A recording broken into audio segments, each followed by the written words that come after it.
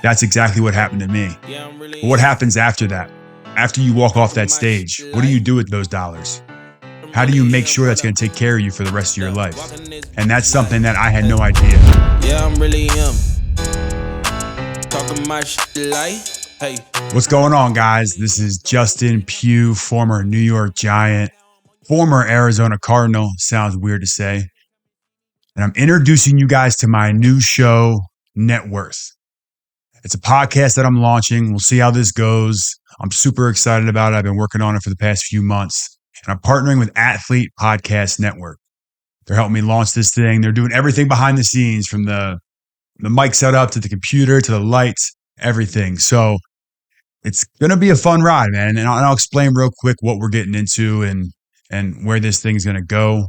I don't know exactly what I even have planned for it. I just know I want to get out there and I want to speak about some things that are important to me.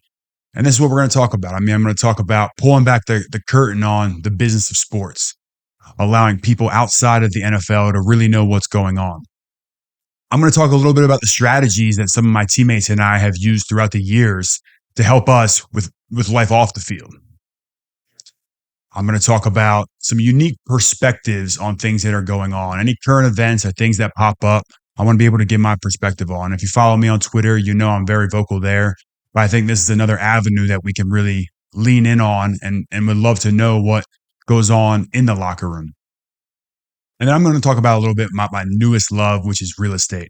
Real estate is one of those things that has really changed my life. And I would love to have some technical conversations and bring guys into the fold on what real estate has done for me. But that'll probably be a little bit further down the road. It's football season, so let's make sure we keep the main thing. We're going to be talking about football and the business of sports this year throughout the NFL. And obviously like that goes with roster decisions, cuts, contracts, fines, things that pop up any day of the week. Really, the goal is to support athletes, give you fans an inside look of what goes on in the NFL locker room. I want to be able to connect with successful business leaders. I want to learn a bunch of new things. I want to be able to share that with NFL players. And I want to be able to have this interactive dialogue of really pulling back the curtain, because if you follow me throughout my career, you know I love to be confrontational at times. Everyone's waiting around for one guy to come back here. This ain't right. It's not right. All right? It's not on one guy. And I think that will be good for this podcast. Let's dive into the nitty gritty and really figure out what people think and what's really going on and mesh the two. So really the genesis and the why to my podcast starts back when I was a little boy. I think every little boy's dream is to play a professional sport and whatever their goal was. I first grew up playing ice hockey, then it switched to football. My goal was always be the best player. And I never thought the NFL was a possibility. It was always a dream. And then as the steps progressed and it got closer and closer, it became more of a reality. I wasn't prepared for it. You dream about it, you think it could happen. You want to win the lottery, but when you do, you don't know how to handle it. And the sudden wealth creation that I went through and the mistakes that I made and where it's taken me to this day, 10 years later, is something that I want to pass on to the next generation. I want guys to be able to come to this page and see, hey, what can I do to increase my odds of keeping more money in my pocket? And then I want fans to really understand what happens when a player receives that money, or, he gets money taken from him, or he has a signing bonus, or he holds out, or he has any of these business of sport related aspects happening. I want to be able to mesh the two. And it really all started for me in 2013. New York Giants call my name on draft night, 19th overall, Justin Pugh, Syracuse University, and my whole life changed forever. Hey, it's done with. It's fine. I'm excited to become a Giant, man. Oh my God. I get to the New York Giants and I'm surrounded by all these veterans. They had just won a Super Bowl. You have Eli Manning, you have Justin Tuck. The who's who on that team was remarkable.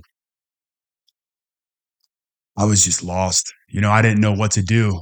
I had just gotten this check, and I remember the first day of training camp, hey, Pugh, get up on stage. Give us your name, your school, your signing bonus. I'm all nervous. I want the guys to like me. I want to make sure I look like a pro. I want to make sure I look like a first-round pick. I get up there, Justin Pugh, Syracuse University, $4 million. Everyone goes berserk. Oh my God, you have so much money now. And I think if you guys want to see a good example of this, you look at Zay Flowers. There's a clip that was circulating online. Zay Flowers, Boston College, $7 million.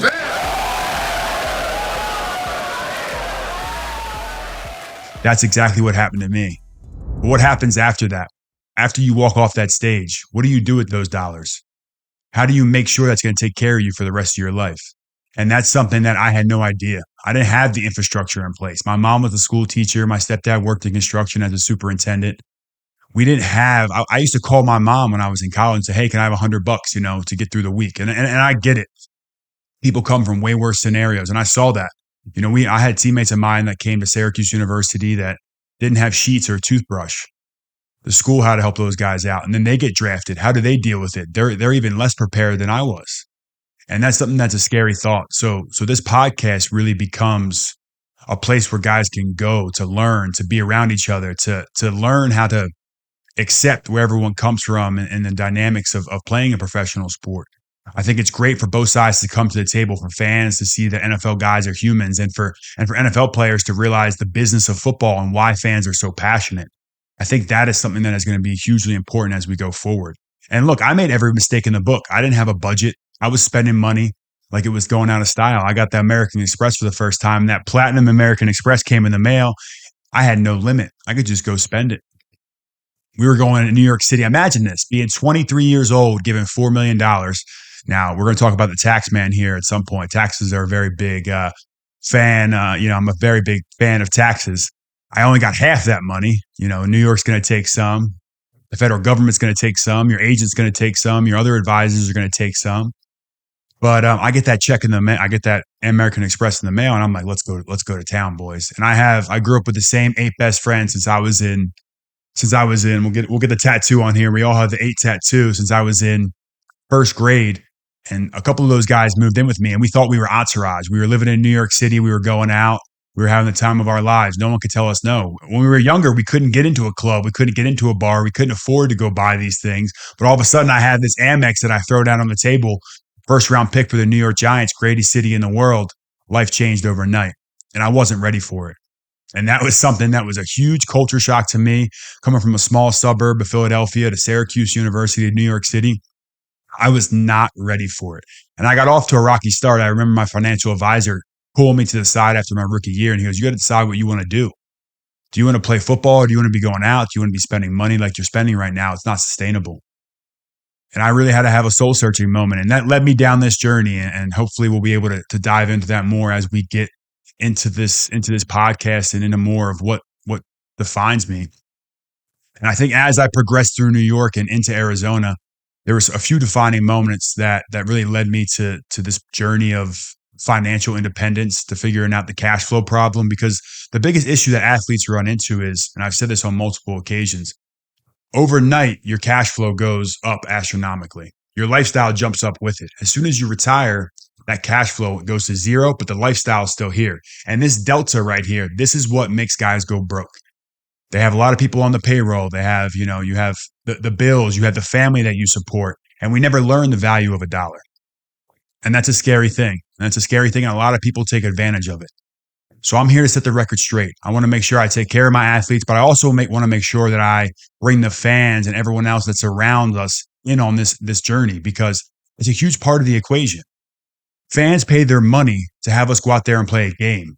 Players are trading their health for that money. It's an ecosystem that no one ever talks about. It's almost like a hidden or an unspoken word. The business of football is real. It is a business. This isn't for fun. This isn't for play.